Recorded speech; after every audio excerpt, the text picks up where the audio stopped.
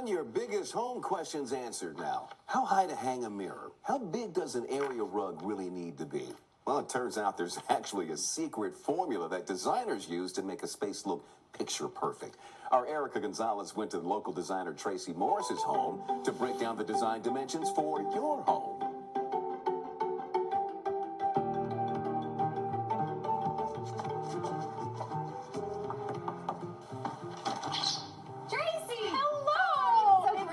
Thank you so much for having us. Absolutely. Thanks for coming. Can't wait to show you around. I like to start our rooms from the bottom up, rug first, and then fill in the rest.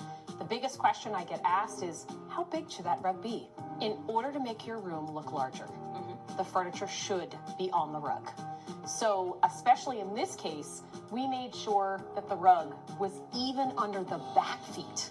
Try as hard as you can to fit at least the front legs of your pieces on that rug. Okay, so the front legs. If you have a really tiny place and you're not working with a whole lot of square footage, at least the front legs. At least the front legs. Okay. One of the other questions we get asked, which is a tough one, where do I hang my art above my sofa? A lot of times you don't want people to bump it or touch it, so you think you need to put it higher than it needs to go. But I'm going to tell you, the lower, the better. My rule of thumb is 6 to 8 inches above the back cushion. So in this instance, let me see if my measurement's right. Yep, we're about 8 inches above the back of that cushion. Another thing most people have in their homes is either an entryway table, maybe you have a buffet area, and you want to put a piece of artwork up. Where does that go? My trick for this one is always try and hang it a couple of inches below your tallest piece. In this instance, we left about a foot. That's probably the tallest that I would go. Again, 10 inches, maybe to 14. Let's see how I did. Okay. We're putting you to the test. I am. You're literally going through your house. You're with putting a me tape to the measure. test. So it's 10. A lot of our clients ask all the time is, where do I hang that light? Yeah, Where? pendant lights, Exactly. where do they go? So we have a standard rule that it's around 34 to 40. However, you want to make sure, regardless of whether it is 1, 2, or 3 pendants, that they are kept in the center of the countertop and that no one is going to bump their head if they lean far forward. Drum roll, please.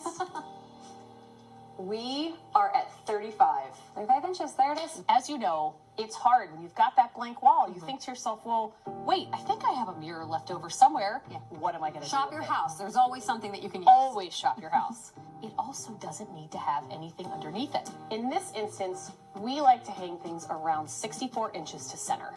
That allows the bottom of the mirror to feel like it is not floating in air. Let's see how we did.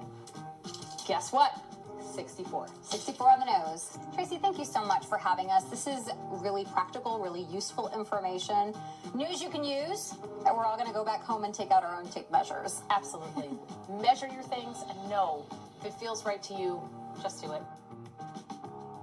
But the mirrors and the artwork are a lot lower than I think most people want to hang those things in their house, right? Yeah. Only 6 to 8 inches above the back of the cushion. I'm surprised by that. I think it would be more than that. Right. But her house looks so good, though. Yeah, should depend upon how big your brother's head is. He bumps into it, it's all over. Right, there you go.